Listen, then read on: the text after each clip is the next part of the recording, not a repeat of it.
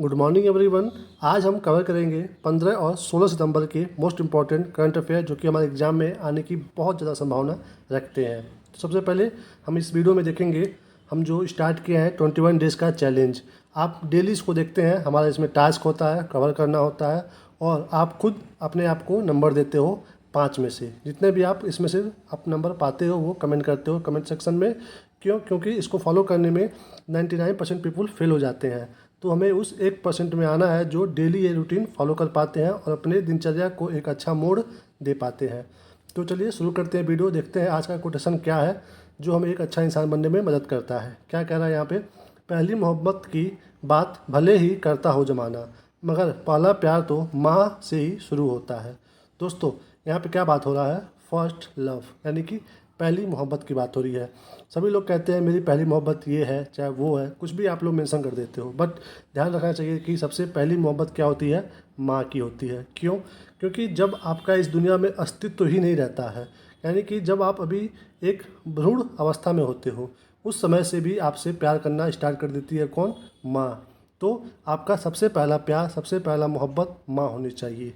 क्योंकि दोस्तों देखिए, कहा जाता है कि माँ का जो प्यार होता है वो, जैसे आप सुने होंगे ना कि प्यार अंधा होता है, तो आपने ये प्यार अंधा होता है आपने यूज़ कर लिया है अपने जो आप बड़े होकर के प्यार करते हो वहाँ पे। बट ये जो वर्ड यूज़ हुआ है प्यार अंधा होता है, ये हुआ है शुरू कहाँ से, ये हुआ है माँ से। कब? जब माँ आपको पेट में पालती है 9 महीने, तो उसे पता भी नहीं होता है कि पेट में जो पल रहा है वो लड़का है, लड़की है, स्वस्थ है या फिर अपाहिज अवस्था में है, उसे कुछ भी पता नहीं होता है। बट वो ख्याल बिल्कुल बहुत ही अच्छे से 100% दे करके रखती है। तो उस प्यार के लिए यूज हुआ है कि प्यार अंधा होता है। और आप लोग आकर के ये जो 2 दिन का प्यार होता है उसे आप लोग पता नहीं क्या भला भला नाम देते रहते हो। तो ध्यान रखिए यहाँ पे क्या कह रहा है कि पहली मोहब्बत माँ होती है। तो इसीलिए आप जब भी कोई भी डिसीजन लो, या फिर अच्छा या फिर बुरा, तो वहाँ पे अपने माँ का आशीर्वाद ज़रूर लिया करो। क्योंकि दोस्तों बुरा डिसीजन भी अगर आप माँ के आशीर्वाद लेकर करोगे तो फिर आप उसमें सक्सेस हो जाओगे। बुरा डिसीजन मतलब वो, जैसे कि आपको लग रहा है कि ये आपके लिए नहीं है, बट अगर माँ ने उस चीज़ में आशीर्वाद दे दिया तो फिर आप समझ जाओ कि वो काम आपके लिए सही है। तो इसीलिए आप जब कन्फ्यूज रहो तो माँ से पूछो, माँ से आशीर्वाद लो। माँ ने आशीर्वाद दे दिया तो फिर बिल्कुल सही काम है, आप अच्छे से करो।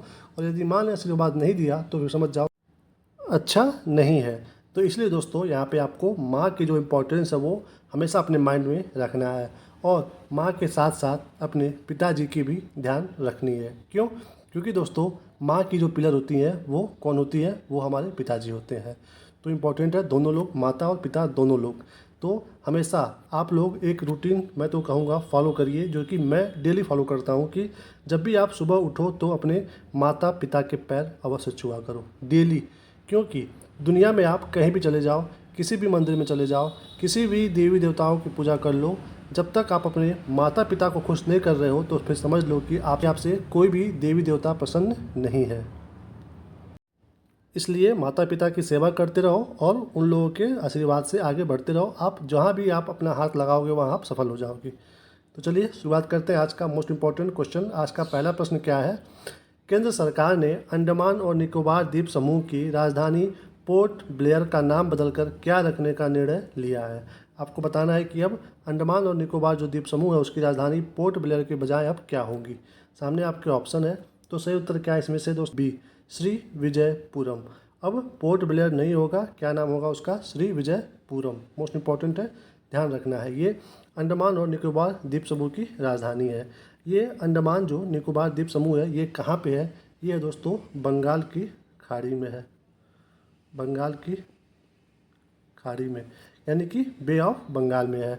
दोस्तों यहाँ पे कितने द्वीप समूह हैं ये भी हमारे एग्जाम में आता है, तो ध्यान रखिएगा 836 द्वीप समूह है। कहाँ पे, अंडमान और निकोबार द्वीप समूह में, छोटे मोटे सब मिला करके। उसमें से जो 836 है उसमें से सिर्फ 31 ऐसा द्वीप है जहाँ पे लोग रहते हैं, बाकी बिल्कुल ऐसे ही खाली बंजर टाइप का है, बट वो भी मेंशन होता है 836 द्वीप में। तो 836 द्वीप में से 31 ऐसा है जहाँ पे लोग निवास करते हैं। यहाँ पे देखिए अंडमान और निकोबार द्वीप समूह ऐसे है, तो इन दोनों के बीच में डिग्री एक चैनल है जो इन दोनों को अलग करती है, वो है 10 डिग्री चैनल। ये भी हमारे एग्जाम में आता है कि अंडमान और निकोबार द्वीप समूह को अंडमान और निकोबार द्वीप समूह को कौन सा डिग्री चैनल बीच में से विभाजित करता है? तो वो करता है 10 डिग्री चैनल। इम्पॉर्टेंट है। आगे देखिए, यहाँ पे अंडमान और निकोबार में ही एक पर्वत है, उसका नाम है सैंडल पीक। तो ये भी आपको ध्यान रखना है कि सैंडल पीक अंडमान और निकोबार द्वीप समूह में ही है। और अगर ये पूछ दे कि अंडमान में है कि निकोबार में है, तो ये है दोस्तों अंडमान में। ये भी इम्पोर्टेंट प्रश्न हो गया यहाँ से। और एक जनजाति यहाँ पे निवास करती है बहुत ही पुरानी, जिसका नाम है सेंटिनली। तो ये भी यहीं की जनजाति है, एग्जाम में पूछे तो ध्यान रखना है कि यहाँ की जनजाति है सेंटिनली। ओके, देखिए यहाँ पे अंडमान और निकोबार द्वीप समूह में 3 जिले हैं। तो ये हो गया बेसिक सा जो भी नॉलेज था अंडमान और निकोबार को लेकर के। एग्जाम में कुछ भी आया तो ध्यान रखिएगा। आगे चलिए चलते हैं अगले प्रश्न पे। अगला प्रश्न क्या है? केंद्रीय गृह मंत्री अमित शाह ने कहाँ 7वें राष्ट्रीय सुरक्षा रणनीति सम्मेलन 2024 का उद्घाटन किया है? तो किसकी बात हो रही है? ये बात हो रही है राष्ट्रीय सुरक्षा रणनीति सम्मेलन की। बताना है आपको अमित शाह जी ने कहाँ पे उद्घाटन किया है। तो सामने आपके ऑप्शन है, सही उत्तर क्या है इसमें से? सी, नई दिल्ली। नई दिल्ली में हुआ है इसका उद्घाटन राष्ट्रीय सुरक्षा रणनीति सम्मेलन का। दोस्तों नई दिल्ली आपको याद रखना है। साथ ही साथ आपको ये भी ध्यान देना है कि CDS यानी कि चीफ ऑफ डिफेंस स्टाफ, ये हमारे देश के प्रेजेंट टाइम में कौन है? वो है अनिल चौहान जी। इस समय अनिल चौहान जी हमारे देश के क्या है? CDS यानी कि चीफ ऑफ डिफेंस स्टाफ। देखिए ये जो होते हैं, ये तीनों सेनाएं जो हमारी हैं, जल सेना, थल सेना और वायु सेना, इन तीनों के प्रमुख होते हैं CDS। तो ये तो इम्पोर्टेंट हो गया।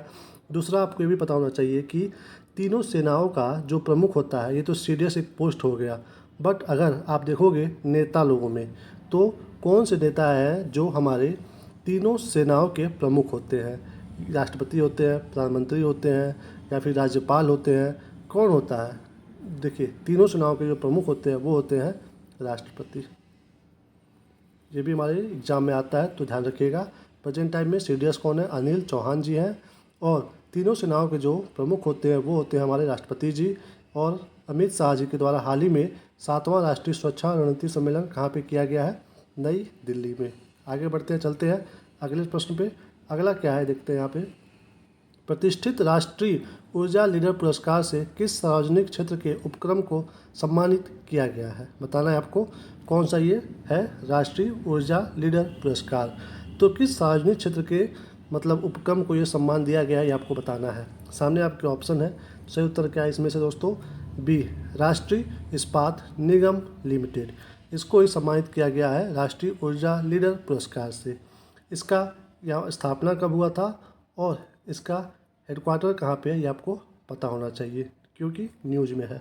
इसकी स्थापना हुई थी 18 फरवरी को 1982 में। 18 फरवरी को 1982 में राष्ट्रीय इस्पात निगम लिमिटेड की स्थापना हुई थी।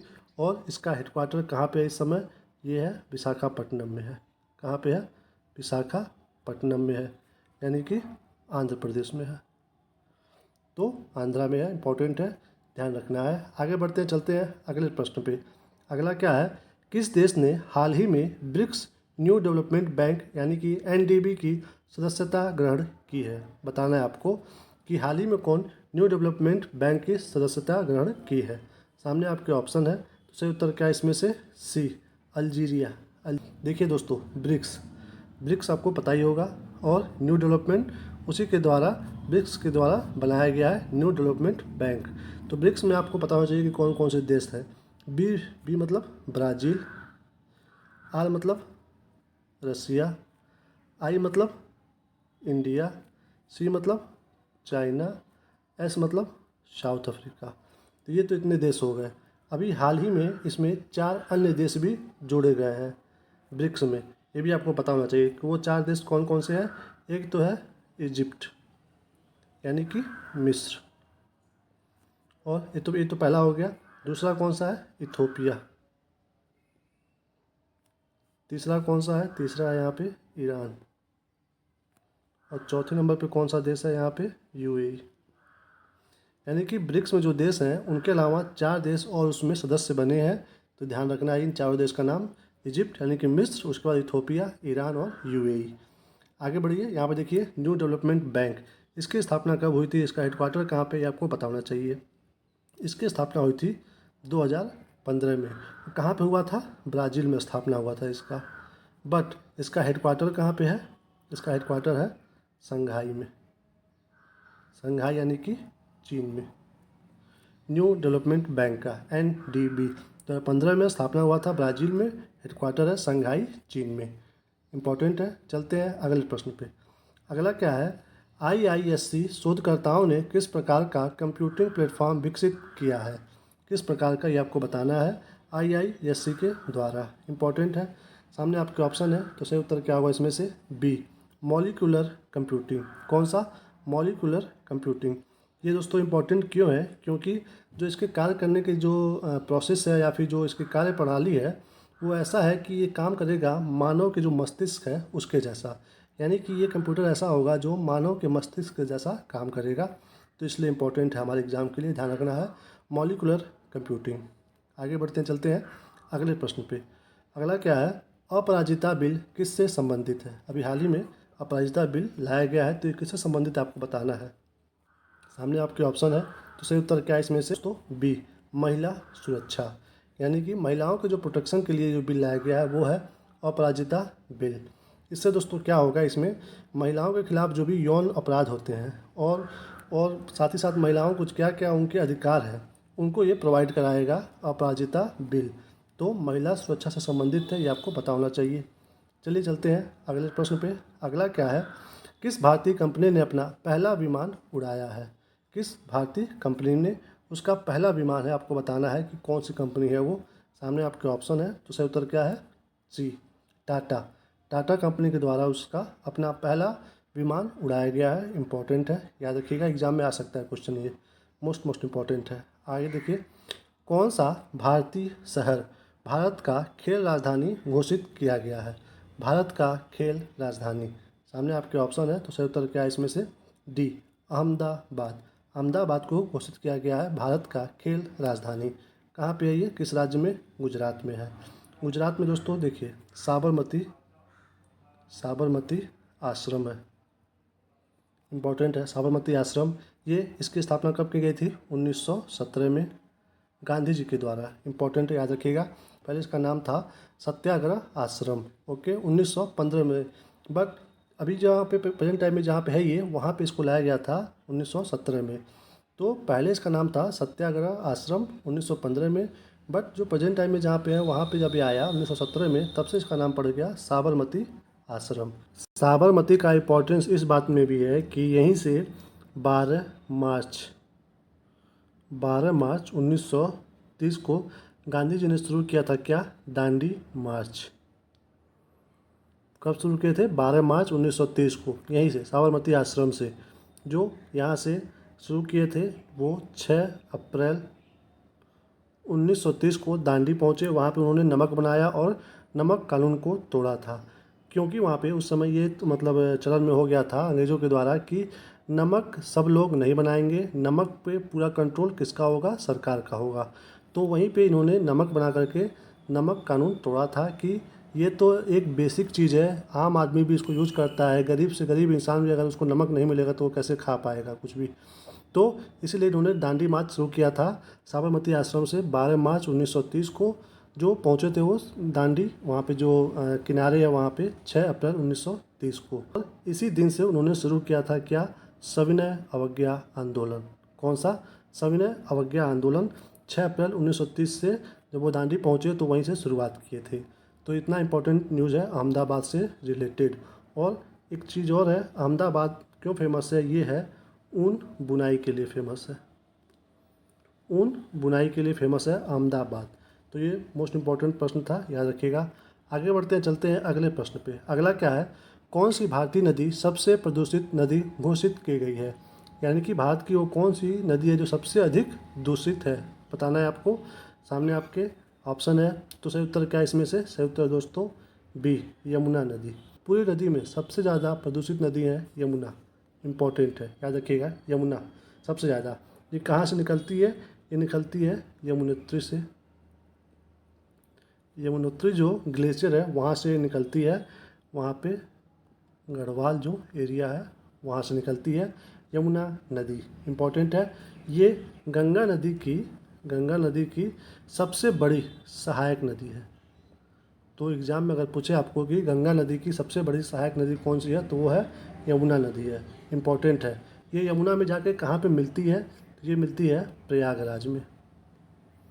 यमुना नदी गंगा नदी में जाकर के मिलती है प्रयागराज में। इम्पोर्टेंट है, ध्यान रखना है, ये छोटा छोटा प्रश्न है, एग्ज़ाम में आता रहता है। ये तो हो गया यहाँ पे। अब यमुना के बारे में देखिए, यमुना ऐसे फ्लो होती है और जा कर के गंगा में मिल जाती है प्रयाग में। ओके, देखिए अब इसमें भी, ये तो यमुना हो गया, यमुना में भी एक तो ये इसका बाएं सिरा हो गया और ये इसका दाएं सिरा हो गया। तो कुछ नदियाँ यहाँ से मिलती हैं और कुछ नदियाँ जा कर के यहाँ से मिलती हैं। तो कुछ बाएं से और कुछ दाएं से। तो जो नदियाँ बाएं से मिलती हैं उनकी सहायक नदी वो कौन कौन सी है, टोंस, हिंडन, बेतवा, नहीं वो तो बेतवा तो इधर हो जाएगा राइट में, टोंस हो गया, हिंडन हो गया, उसके बाद है शारदा, फिर है कुंता, उसके बाद है गिरी, फिर है ऋषि गंगा। तो ये मिलती हैं यमुना में बाएं साइड से। और दाएं साइड से कौन कौन नदी मिलती हैं, यानी कि कौन कौन सी दाएं से सहायक नदियां हैं, तो वो है दोस्तों पहले सबसे चंबल, फिर है सेंगर, चंबल हो गया, फिर बेतवा, उसके बाद है छोटी सिंध यानी कि छोटी सिंधु, उसके बाद केन।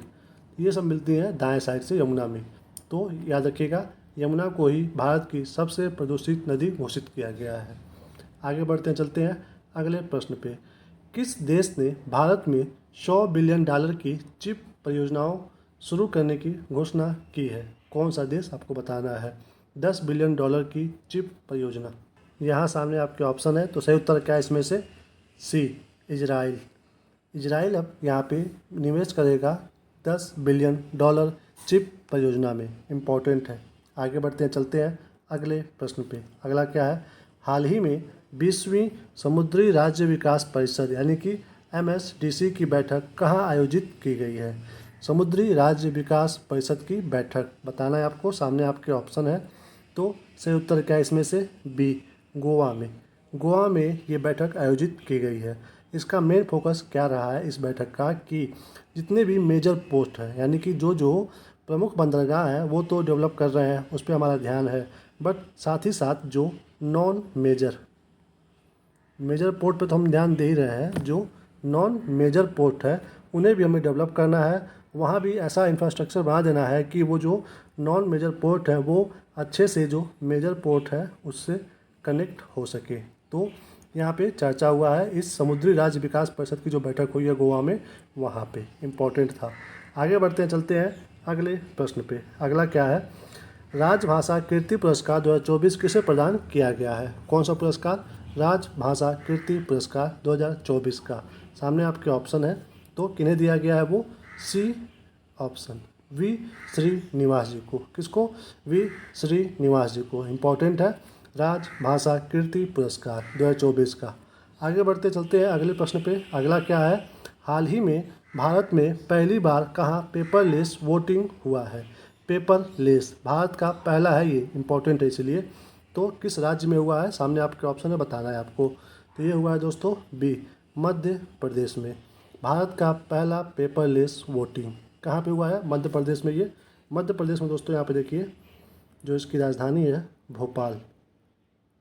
भोपाल में एक पंचायत है, नाम है उसका रतनपुर। रतनपुर ग्राम पंचायत में पहला ग्राम पंचायत का जो चुनाव हुआ है वो हुआ है पेपरलेस। तो इम्पोर्टेंट है मध्य प्रदेश। मध्य प्रदेश में जो भोपाल है वहाँ का जो रतनपुर ग्राम पंचायत है वो मोस्ट इम्पॉर्टेंट है। तो ध्यान रखना है यहाँ पे कितना % वोट पड़ा है ये भी आपको पता होना चाहिए पहला, क्योंकि ये पेपरलेस वोटिंग हुआ है। तो 84% वहाँ पे वोट पड़ा है, जिसमें विजयी हुई हैं सविता जाटव जी। तो ये चीज़ प्रश्न में आ सकता है आपके, तो ध्यान रखिएगा। इसी के साथ साथ आपको ये भी पता होना चाहिए इसका हिस्ट्री। तो सबसे पहले आपको पता होना चाहिए कि पहली बार जो बैलेट पेपर होता था, कौन सा पेपर, बैलेट पेपर, तो वो वोटिंग में सबसे पहले उसकी शुरुआत कब हुई थी, किस सन में हुई थी, तो वो हुआ था 1952 में, बैलेट पेपर का। उसके बाद आया ईवीएम, तो ये कब आया ये भी आपको सन पता होना चाहिए। तो ये आया था 1982 में। सबसे पहली बार इसका प्रयोग कहाँ पे हुआ था, किस राज्य में, केरल में हुआ था, ये भी आपको पता होना चाहिए। और अब 2024 में क्या आया है, पेपरलेस। तो ये इसका वोटिंग का इतिहास है, आपको पता होना चाहिए, एग्ज़ाम में कहीं से भी प्रश्न आ सकता है। और ये कहाँ से हुआ है, एमपी में, मध्य प्रदेश से, जो हमने बताया है, रतनपुर ग्राम पंचायत। इम्पॉर्टेंट था, मोस्ट इम्पॉर्टेंट। तो ये था 2 दिन का most important current affair. Video आपको कैसा लगा, जैसा भी आपको मतलब समझ में आया हो या फिर जो आपको फील हुआ हो देखने के बाद, वो बिल्कुल आप खुल करके कमेंट करिएगा। और चैनल पे नए हो तो चैनल को प्लीज़ सब्सक्राइब कर लीजिएगा और वीडियो को लाइक और शेयर भी कर लीजिएगा। Thank you for watching. अपना ख्याल रखिए, मुस्कुराते रहिए। मिलते हैं आपको अगले वीडियो में, तब तक के लिए जय हिंद, जय भारत, जय माता दी।